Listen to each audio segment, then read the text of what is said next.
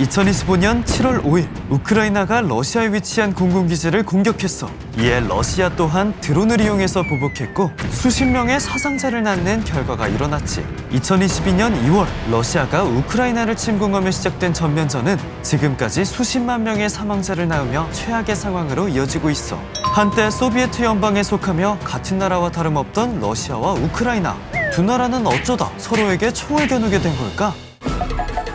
먼 나라 이웃나라.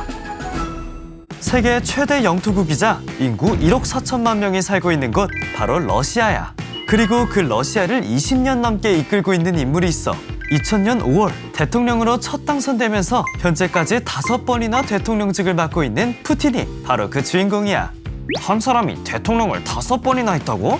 맞아. 게다가 푸틴은 러시아 총리도 2번이나 한 인물이기도 해. 대통령제가 미국에서 처음 시작된 제도라는 이야기 기억해? 1990년 경제위기를 맞이한 소련 또한 시장 경제를 받아들이며 대통령제를 도입했고, 소련 붕괴 이후에도 러시아는 계속 대통령제를 유지하고 있어. 하지만 현재 러시아의 대통령제는 미국과 조금 달라. 4년제가 아니라 6년제이고 한 사람이 계속해서 연임을 할 수 있지. 물론 처음부터 6년제 연임이 가능했던 건 아니었어. 그 변화의 중심엔 러시아 대통령 푸틴이 존재해. 푸틴은 러시아 레닌그라드에서 태어나 지역국립대학을 졸업했어. 참고로 레닌그라드는 오늘날 상트페테르부르크라고 불리는 곳이기도 해. 대학을 졸업한 푸틴은 곧바로 소련 정보기관 KGB에 들어가 20년가량 일을 했어. 우리나라의 국정원, 미국의 CIA 같은 곳이지. 이후 1994년 상트페테르부르크 부시장을 시작으로 본격적인 정치판에 뛰어들어 1999년엔 당시 러시아 대통령이었던 옐친의 눈에 띄어 총리로 발탁됐고, 옐친이 사퇴했을 땐 총리로서 대통령 권한대행을 맡기도 했지. 정치인으로서 승승장구했다고 보면 돼. 마침내 그는 2000년에 53%라는 득표율로 러시아 대통령에 당선됐고, 4년 후에는 71%라는 엄청난 득표율로 재선에도 성공했어. 그 배경엔 푸틴 시대에 경제가 발전하고 러시아 국민들의 실질 임금이 2.5배나 올랐기 때문이야. 무엇보다 마피아 등 러시아에 해악을 끼치는 세력에게 철퇴를 휘둘렀고 사람들은 푸틴을 지지했어. 하지만 2번의 임기가 끝난 푸틴은 더 이상 대통령을 할 수 없었지. 헌법에 대통령은 연속하여 임기를 3번 이상 맡을 수 없다고 돼 있었거든. 그런데 어떻게 대통령을 5번이나 한 거야? 연속해서 3번은 안 된다는 건 한 번 쉬면 또 2번 연속해서 대통령을 할 수 있다는 뜻이야. 푸틴은 헌법에 따라 대통령에서 한 걸음 물러났지만 차기 대통령으로 자신의 친구인 메드베데프를 후보로 내세우며 총리로서 실질적으로 러시아를 이끈 거지. 무엇보다 그 시기에 메드베데프는 헌법을 바꿨고 대통령 임기를 4년에서 6년으로 늘리기도 했어. 푸틴은 총리를 마치고 다시 러시아 대통령에 당선됐는데, 재선에 성공한 푸틴은 대통령 임기 중인 2020년 헌법을 개정하며 전현직 대통령의 기존 임기 횟수를 무효로 하는 조항을 추가해 이후 대통령 선거에 또 출마할 수 있게 되었지. 그렇게 푸틴은 러시아 최초 대통령을 5번이나 한 인물이 된 거야. 심지어 2024년 선거에선 87%라는 엄청난 득표율로 대통령에 당선되기도 했어. 물론 그를 반대하는 사람들도 있었지. 푸틴은 독재자야. 민주주의 시계를 거꾸로 돌리고 있다. 러시아 지식인들과 서방 언론들이 푸틴을 강하게 비판했어. 그러나 푸틴도 절대 물러서지 않았어. 각 나라는 자기 나라에 맞는 가치를 적용해야 한다. 자신을 비판하는 세력과 나라들에 단호히 대응하면서 대통령 임기를 이어갔지. 이러한 푸틴의 행보는 과거 러시아의 전제군주 차르와 닮았어. 차르? 차르가 뭐야? 차르라는 호칭은 과거 모스크바 대공국의 대공이었던 이반 4세가 즉위식 때 자신을 차르라고 칭하면서 사용되기 시작했는데, 차르는 로마 제국 카이사르의 슬라브식 호칭으로 뜻 자체는 황제와 버금간다고도 할 수 있어. 차르의 신성한 권위와 권력에 도전하는 자는 지위고하를 불문하고 본인은 물론 모든 가족을 도륙할 것이다. 차르 이반 4세는 실제로 통치기간 내내 잔혹한 방법으로 모든 이들을 굴복시켰다고 해. 그 하나의 방법으로 직속 특수부대를 만드는 거였지. 일명 오프리치니키. 이들은 독특한 조건을 충족한 사람들로 이루어져 있었어. 차르에게 무조건 충성할 자, 외부에 친구를 두지 않는 자, 가족과 토지보다 차르의 생명을 걸고 충성할 자, 그리고 이들은 검은 옷에 검은 말을 타고 차르에 맞서는 세력을 탄압했지. 특히 자신의 권력을 위협하던 중앙귀족층 보야르를 강하게 압박했어. 그 과정에서 노브고르드 마을 사람들이 반역을 꾀하고 있다는 소문을 듣고 사람들을 학살하는 만행을 저지르기도 했지. 프스코프 제1연대기에 의하면 약 6만 명이 죽었다고 해. 이반 사세는 잔인하고 난폭한 면이 있었지만 동시에 능력 있는 통치자로도 평가되는데 법전을 새롭게 편찬했고 영국과 통상 업무를 맺어 무역을 진흥시켰으며 러시아 최초 국립인쇄소를 설립해 종교서적을 대거 출판해 보급하기도 했지. 무엇보다 그의 가장 큰 업적은 카잔 한국을 함락시켜 시베리아 진출에 발판을 마련했다는 점이야.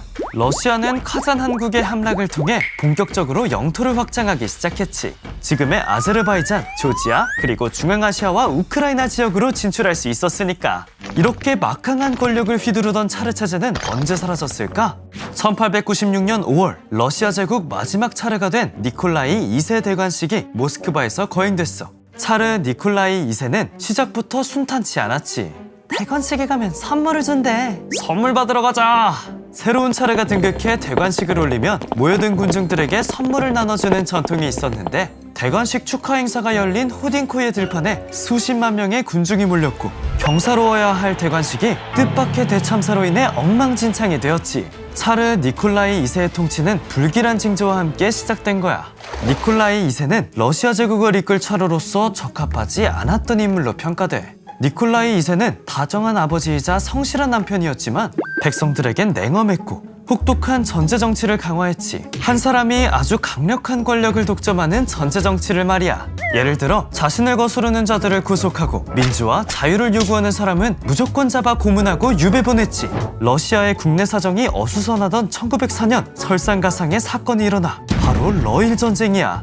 러시아는 일본이 감히 자신을 상대로 전쟁을 일으킬 거라고 생각하지 못했어. 당시 러시아는 일본을 노란 원숭이라고 부르면서 깔보고 있었거든. 거인과 난쟁이의 싸움처럼 무조건 이길 거라는 자신감이 있었어. 하지만 전투만 벌어졌다 하면 러시아군은 지고 또 지며 일본군에게 패배를 거듭했지. 과거 나폴레옹도 무찔렀던 러시아 제국이었기 때문에 사람들의 충격은 더욱 컸어. 결국 1905년 9월 5일 일본과 포츠머스 조약을 체결하고 패전국이 됐지. 전쟁을 치르는 과정에서 러시아는 식량난을 겪었고 경제적 어려움으로 인해 백성들의 삶은 고통스러워졌지. 이에 사람들은 니콜라이 2세에게 호소하기 위해 황궁으로 향하기 시작했어. 자비로우신 황제 폐하께 눈물로 호소하옵니다. 부디 농민들이 살 수 있도록 해주시옵소서. 그러나 사람들이 차르가 머물던 겨울궁전에 도착했을 때 그들을 기다리고 있던 건 니콜라이 2세가 아닌 수천 명의 무장군인이었어. 경고한다. 즉시 해산하고 모두 돌아가. 우리는 무기를 가지고 있지 않소. 그저 황제 폐하께 우리의 고통을 호소하러 온 것뿐이오. 그때였어. 군인들이 갑자기 총을 쏘기 시작한 거야. 수없이 많은 사람들이 총탄에 맞아 쓰러졌고 현장은 아수라장이 되었어. 이 비극적 사건은 일명 피해 일요일로 기록되었는데 피해 일요일 사건으로 인해 러시아 민심은 완전히 돌아섰고 1905년 러시아 혁명을 계기로 1917년 차르 체제는 역사 속으로 사라지게 됐지. 이렇게 역사 속으로 사라졌던 차르를 다시 등장시킨 사람이 바로 러시아 대통령 푸틴이야. 앞서 이야기한 것처럼 대통령을 5번, 총리를 2번 한 푸틴은 현대판 차르로 불리고 있지. 푸틴을 지지하는 러시아 국민들은 푸틴을 통해서 빛나는 조국의 부활을 꿈꾸고 있는 것일 수도 있어. 러시아의 우크라이나 침공 또한 푸틴이 위대한 러시아를 증명하기 위한 하나의 수단이기도 해. 과거 러시아의 영토를 되찾고 강화하는 것은 우리의 의무다. 사실 러시아와 우크라이나의 갈등은 2022년 전쟁이 터지기 8년 전인 2014년부터 이미 시작되었어. 칠러 성향의 우크라이나 대통령이 2014년 반러시아 군중의 반발로 인해 쫓겨난 후 친러 세력이 많았던 우크라이나 동남부는 독립을 선언하면서 크림공화국을 결성했고 곧이어 푸틴은 러시아와 크림공화국의 합병을 선언한 거야. 느닷없이 국토 일부를 빼앗긴 우크라이나는 항의했고 2014년 러시아인들이 주로 사는 돈바스 지역에서 전쟁이 일어난 거지. 사실상 이때부터 러시아와 우크라이나의 전쟁이 시작됐다고 볼 수 있어. 러시아는 재빠르게 크림반도가 러시아 영토임을 공식 선언했지만 우크라이나와 미국, 유럽연합은 이를 인정하지 않았지. 오직 북한을 포함한 8개 나라에서만 인정받았어. 2019년 우크라이나 대통령에 취임한 볼로디미르 젤렌스키는 러시아로부터 우크라이나를 지키기 위해 북대서양 정치군사 동맹기구인 나토 가입을 추진해. 그러자 러시아는 강하게 반대했지. 소련이 해체된 뒤 나토 회원국이 계속 늘어나 나토와 직접 국경이 맞닿았는데 우크라이나까지 가입하면 러시아는 나토와 맞닿는 국경이 크게 늘어나기 때문이야. 러시아는 미국과 나토에 우크라이나 가입 방지를 요구했고 미국과 나토는 그 요구를 즉각 거부했어. 독립국인데 그들의 결정을 우리가 어떻게 바꿔? 그 결과 러시아는 우크라이나에 있는 러시아인을 보호하겠다는 명분으로 우크라이나를 침공했어. 러시아의 우크라이나 침공 소식에 80년 가까이 중립국을 지켜오던 핀란드가 나토에 가입 신청을 했고 스웨덴도 가입을 신청하게 돼. 전쟁을 벌이는 러시아를 더 이상 믿을 수 없게 된 거지. 하지만 우크라이나는 나토 회원국이 아니라서 직접적으로 도와줄 수 없었어. 물자 지원은 가능하지만 군대는 보내줄 수 없어.